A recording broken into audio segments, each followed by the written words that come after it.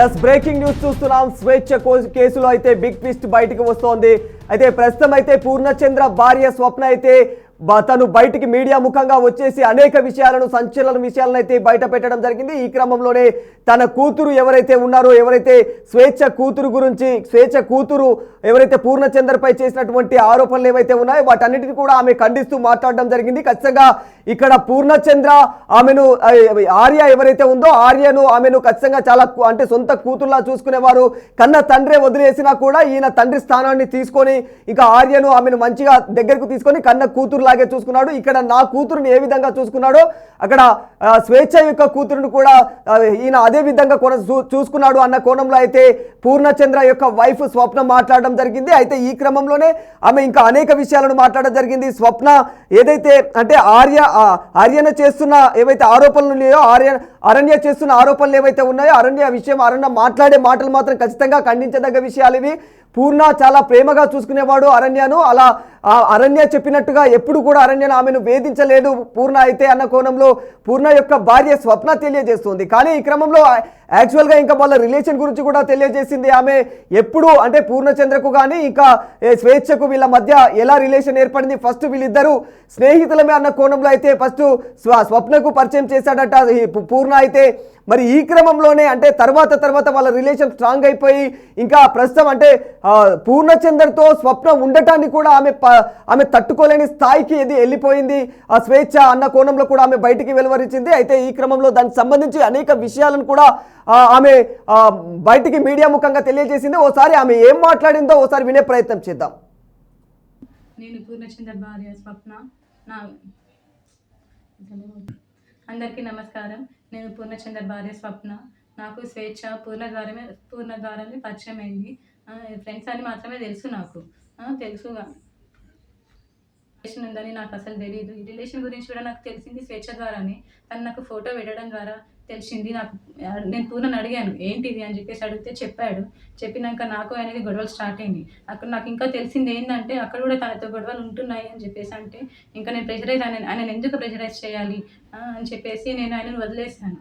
ఇంకా నేను ఎందుకు ఇప్పుడు మీడియా ముందుకు వచ్చానంటే అరణ్య ఆయన మీద చేసిన ఆరోపణలు చూసి నేను తట్టుకోలేక నేను ముందుకు వచ్చాను. నేను మీడియా ముందుకు ఎందుకు వచ్చానంటే ఇప్పుడు స్వేచ్ఛ కూతురు అరణ్య మా ఆయన మీద నిందలు వేస్తుంది. ఆ నిందలు నేను చూసి తట్టుకోలేక నేను వచ్చాను బయటికి. నా పిల్లలతో పాటే నా అరణ్యను కూడా సరి సమానంగా చూసుకున్నాడు పూర్ణ. చూసుకున్నాడు, తనకి స్కూల్లో జాయిన్ చేశాడు, ఫీజులు కట్టాడు. నా పిల్లలకి బట్టలు తీసుకున్నప్పుడు ఆయన కూడా తీసుకునేవాడంట. మళ్ళీ నేను నీ కన్న తండ్రి కూడా వదిలేసి వెళ్ళిపోతే కూడా పూర్ణ ఆ స్థానం తీసుకున్నాడు. కన్న తండ్రి కన్నా ఎక్కువనే చూసుకున్నాడు. నా కూతురుని ఎలా అయితే చూసుకున్నాడో నిన్ను కూడా అలానే చూసుకున్నాడు అరణ్య. కానీ నువ్వు ఇలాంటి నిందలు వేయడం కరెక్ట్ కాదు. ఇంకా స్వేచ్ఛ కూడా చాలా నన్ను టార్చర్ పెట్టింది. ఈ విషయం తెలిసినాక కూడా నేను డిప్రెషన్లోకి వెళ్ళిపోతే నన్ను పూర్ణ కాశీకి తీసుకెళ్ళాడు. ఎస్, ఆమె మాటలు వింటున్నాం కదా, ఆమె ఏ విధంగా మాట్లాడుతుంది. అరణ్యను ఖచ్చితంగా పూర్ణ చాలా బాగా చూసుకునేవాడు, సొంత కూతురు లాగా చూసుకున్నాడు. ఆమెకు నా పిల్లలకు ఏవైతే బట్టలు కొంటే అవే బట్టలను అక్కడ ఆమెకు అరణ్యకు కొనేవాడు, స్కూల్ ఫీజులు కట్టేవాడు. ఇవన్నీ కూడా ఆమె అయితే ఆరోపిస్తుంది స్వప్న, పూర్ణ యొక్క భార్య స్వప్న వెలువడిస్తూ ఉంది. అయితే ఈ క్రమంలోనే ఇంకా వాళ్ళిద్దరి మధ్య ఖచ్చితంగా అంటే ఎవరైతే స్వేచ్ఛ ఉండేనో స్వేచ్ఛనే నా భర్తను హింసించేది, స్వేచ్ఛ నా భర్తను టార్చర్ చేసేది, నా విషయంలో నేను పూర్ణ ఇద్దరం కలిసి ఉంటే తట్టుకునేది కాదు, నన్నే అంటే లీగల్గా మ్యారేజ్ చేసుకున్న నన్నే ఆమె వదిలేయాలి అన్న కోణంలో వదిలేసి తన దగ్గరికి వెళ్ళాలి అన్న కోణంలో పూర్ణను పదే టార్చర్ చేసేది అన్న కోణంలో అయితే స్వప్న మాట్లాడుతూ ఉంది. కానీ ఇందులో ప్రస్తుతం ఉన్న సిచ్యువేషన్లో అయితే ఆమె మాత్రం పూర్ణ టార్చర్ వల్లనే మరణించినట్లుగా అయితే మరణించినట్లయితే స్వేచ్ఛ యొక్క తండ్రి తెలియజేస్తున్నాడు. ఆ మేరకి పోలీసులు కూడా కేసును నమోదు చేసి దర్యాప్తు కూడా కొనసాగిస్తున్నారు. ప్రస్తుతం ఇంకా పూర్ణ అయితే పోలీసుల అదుపులోనే ఉన్నాడు. ఇంకా ఈ విషయంలో చాలా అంటే ఇంకా విచారణ కొనసాగే అవకాశం ఉంది. ఎవరి తప్పు ఎక్కువగా ఉంది, ఇక్కడ స్వేచ్ఛ మిస్టేకా లేకపోతే పూర్ణ మిస్టేకా అన్న కోణంలో వాస్తవానికి ఇక్కడ మాత్రం ఇద్దరి మిస్టేక్ అయితే క్లియర్గా కనిపిస్తుంది. ఎందుకంటే ఇక్కడ పూర్ణకి స్వప్నకి మ్యారేజ్ అయిందన్న విషయం స్వేచ్ఛకు ఆల్రెడీ తెలిసి కూడా ఆ విధంగా ఒక రిలేషన్ కొనసాగించడం అయితే ఖచ్చితంగా ఇది శ్రేయస్కరం కాదన్న కోణంలో కూడా పలు విమర్శలు వెల్లువెత్తుతూ ఉన్నాయి. ఈ క్రమంలోనే స్వేచ్ఛ యొక్క కూతురు అరణ్య కూడా పూర్ణను వ్యతిరేకంగా అంటే పూర్ణ నన్ను టార్చర్ చేసేవాడు, మా మమ్మీని టార్చర్ చేసేవాడు అన్న కోణంలో అరణ్య మాట్లాడింది. మరి అరణ్య మాటలకైతే ఖచ్చితంగా రెస్పాండ్ అవుతూ పూర్ణ యొక్క భార్య అయితే బయటికి వచ్చి బయటికి రిలీజ్ చేయడం జరిగింది. ఆ బయటలో ఆమె అనేక విషయాలను, ఆసక్తికరమైన విషయాలను బయటికి తీసింది. ఇంకా ఎందుకంటే నా సొంత కూతురుని ఏ విధంగా చూసుకునేవాడో అరణ్యను కూడా పూర్ణ అదే విధంగా చూసుకునేవాడు. నా సొంత కూతురుకి బట్టలు కొంటే ఆమెకు బట్టలు కొనేవాడు, కొత్త బట్టలు కొనేవాడు, ప్రతి పండుగకు బట్టలు కొనేవాడు. ఇంకా స్కూల్ ఫీజులు వీళ్లకు కట్టే ఎక్కువ స్కూల్ ఫీజులు అక్కడే ఎక్కువగా కట్టేవాడు. ఈ విధంగా ఆమె అనేక రకాలైనటువంటి ఆరోపణలు చేస్తుంది. వాస్తవానికి స్వేచ్ఛకు పూర్ణకు దాదాపు 5 సంవత్సరాల రిలేషన్ ఏర్పడినట్టు తెలుస్తుంది. 5 సంవత్సరాల నుంచి కూడా వాళ్ళిద్దరి మధ్యలో రిలేషన్ కొనసాగిందని తెలుస్తుంది.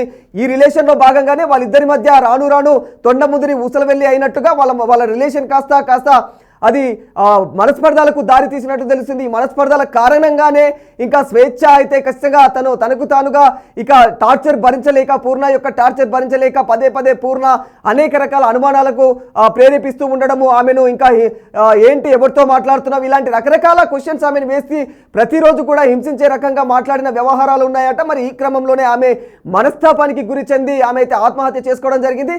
తను ఆత్మహత్య చేసుకున్న తర్వాత ఖచ్చితంగా స్వేచ్ఛ యొక్క కూతురు అరణ్య అయితే రోడ్డున పడ్డ పరిస్థితి ఏర్పడింది. ఆమెనైతే ప్రస్తుతం ఆమె యొక్క స్వేచ్ఛ యొక్క తల్లిదండ్రుల దగ్గరే ఉంది అరణ్య అయితే.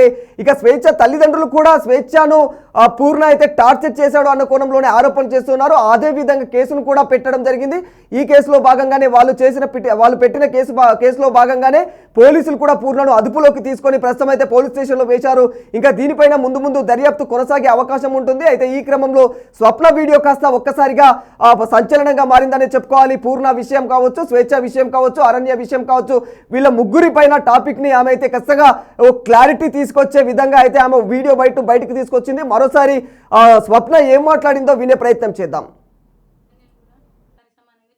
పూర్ణ చూసుకున్నాడు, తనకి స్కూల్లో జాయిన్ చేశాడు, ఫీజులు. నేను పూర్ణచంద్ర భార్య స్వప్న. అందరికీ నమస్కారం. నేను పూర్ణచంద్ర భార్య స్వప్న. నాకు స్వేచ్ఛ పూర్ణ ద్వారానే పరిచయం అయింది. ఫ్రెండ్స్ అని మాత్రమే తెలుసు. నాకు తెలుసు రిలేషన్ ఉందని నాకు అసలు తెలియదు. ఈ రిలేషన్ గురించి కూడా నాకు తెలిసింది స్వేచ్ఛ ద్వారానే. తను నాకు ఫోటో పెట్టడం ద్వారా తెలిసింది. నేను పూర్ణని అడిగాను ఏంటిది అని చెప్పేసి అడిగితే చెప్పాడు. చెప్పినాక నాకు ఆయనకి గొడవలు స్టార్ట్ అయింది. అక్కడ నాకు ఇంకా తెలిసింది ఏంటంటే అక్కడ కూడా తనతో గొడవలు ఉంటున్నాయి అని చెప్పేసి అంటే ఇంకా నేను ఆయన ఎందుకు ప్రెషరైజ్ చేయాలి అని చెప్పేసి నేను ఆయనను వదిలేశాను. ఇంకా నేను ఎందుకు ఇప్పుడు మీడియా ముందుకు వచ్చానంటే అరణ్య ఆయన మీద చేసిన ఆరోపణలు చూసి నేను తట్టుకోలేక నేను ముందుకు వచ్చాను. నేను మీడియా ముందుకు ఎందుకు వచ్చానంటే ఇప్పుడు స్వేచ్ఛ కూతురు అరణ్య మా ఆయన మీద నిందలు వేస్తుంది. ఆ నిందలు నేను చూసి తట్టుకోలేక నేను వచ్చాను బయటికి. నా పిల్లలతో పాటే నా అరణ్యను కూడా సరి సమానంగా చూసుకున్నాడు పూర్ణ. చూసుకున్నాడు, తనకి స్కూల్లో జాయిన్ చేశాడు, ఫీజులు కట్టాడు. నా పిల్లలకి బట్టలు తీసుకున్నప్పుడు ఆయన కూడా తీసుకునేవాడంట. మళ్ళీ నేను నీ కన్న తండ్రి కూడా వదిలేసి వెళ్ళిపోతే కూడా పూర్ణ ఆ స్థానం తీసుకున్నాడు. కన్న తండ్రి కన్నా ఎక్కువనే చూసుకున్నాడు. నా కూతురుని ఎలా అయితే చూసుకున్నాడో నిన్ను కూడా అలానే చూసుకున్నాడు అరణ్య. కానీ నువ్వు ఇలాంటి నిందలు వేయడం కరెక్ట్ కాదు. ఇంకా స్వేచ్ఛ కూడా చాలా నన్ను టార్చర్ పెట్టింది. ఈ విషయం తెలిసినాక కూడా నేను డిప్రెషన్లోకి వెళ్ళిపోతే నన్ను పూర్ణ కాశీకి తీసుకెళ్ళాడు. కానీ మైండ్ రిఫ్రెష్మెంట్ కోసం తీసుకెళ్తే అక్కడ కూడా ఫోన్ చేసి సతాయించింది. ఎందుకు తీసుకెళ్తున్నావు, ఆమె ఎవరు అని చెప్పేసి నువ్వు తీసుకెళ్తున్నావని సతాయించింది. ఆయన ఫోన్ లిఫ్ట్ చేయకపోతే నా ఫోన్కి చేసి సతాయించింది. అసలు ఎక్కడికి తీసుకెళ్ళినా, ఫంక్షన్కి వెళ్ళినా, ఎక్కడున్నా కూడా నువ్వెందుకు ఆమెతో ఉంటున్నావు, నా దగ్గరకు వచ్చేసాయి అని చెప్పేసి చాలా బ్లాక్మెయిల్ చేసింది. ఎప్పుడు చూడండి స్లీపింగ్ పిల్స్ మింగడము. నాకు ఆడపిల్ల ఉంది. స్వేచ్ఛ కూతురు అరణ్య